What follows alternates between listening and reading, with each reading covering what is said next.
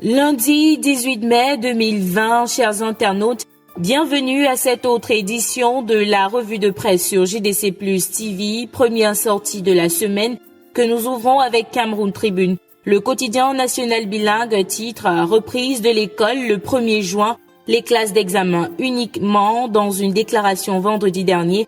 Le Premier ministre, chef du gouvernement, Joseph Diangouteh, a indiqué que les bulletins des autres élèves seront remis selon des modalités fixées ultérieurement. Cameroun Tribune indique que par ailleurs, il a fait savoir que le président de la République avait décidé de prolonger de 2 semaines les mesures de lutte contre le coronavirus. Et puisque nous parlons de la lutte contre ce virus, prenons le quotidien L'Épervier qui nous renseigne sur cet autre don du chef de l'État à la population, 2 millions de masques pour se protéger contre la Covid-19. Tel que l'indique L'Épervier, ce don est destiné aux Benskiner, Bayam-Selam et autres couches vulnérables. Le ministre de l'administration territoriale, Paula Tangandji, a procédé à la remise de la première partie de ce don le vendredi 15 mai 2020 à Yaoundé. Nous sommes toujours dans le cadre de la lutte contre le coronavirus, mais cette fois-ci avec le quotidien Mutation qui parle des actions du groupe Kadji. Le journal de Georges-Alain Boyomo consacre d'ailleurs toute sa une à la partition de ce groupe dans la lutte contre cette pandémie qui ne cesse de faire des victimes au Cameroun et dans le monde.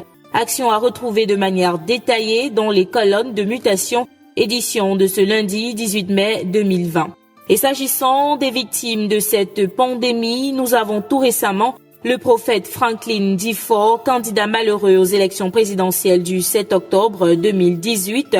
Selon des sources officielles, il serait mort du coronavirus le samedi 16 mai 2020, une mort controversée. D'après le quotidien Le Messager qui apporte plus de précisions en page 3 de son édition de ce jour. Le Messager parle aussi des relations Macron-Biya-Kamto et Labas avec des révélations de Calibri Calibro, commandant en chef de la brigade anti-Sardina qui, d'après le journal, est présenté aux yeux du régime Biya comme un ennemi de la nation. Retrouvez ces révélations qu'il a faites à la rédaction du quotidien Le Messager en pages 6 et 7.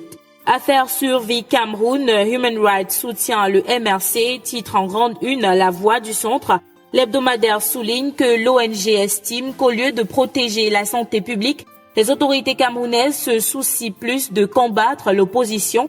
Plus de précisions sur la position de Human Rights Watch face à ce bras de fer gouvernement camerounais, survie du Cameroun du MRC, en page 2 de La Voix du Centre, édition de ce lundi 18 mai 2020. De La Voix du Centre, nous passons au magazine Défi Actuel qui renseigne sur l'impact de la Covid-19 sur l'économie de l'État. Le magazine indique que l'État va perdre 800 milliards de francs CFA, tel qu'annoncé par le ministre des Finances, Louis-Paul Motazeux.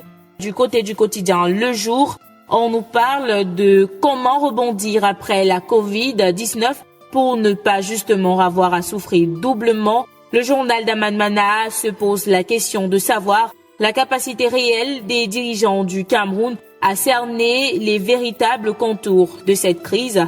Les réponses en page 5 de son édition de ce lundi 18 mai 2020.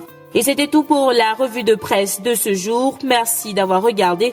N'oubliez surtout pas d'observer les mesures barrières contre la Covid-19 pour rester en bonne santé. À demain.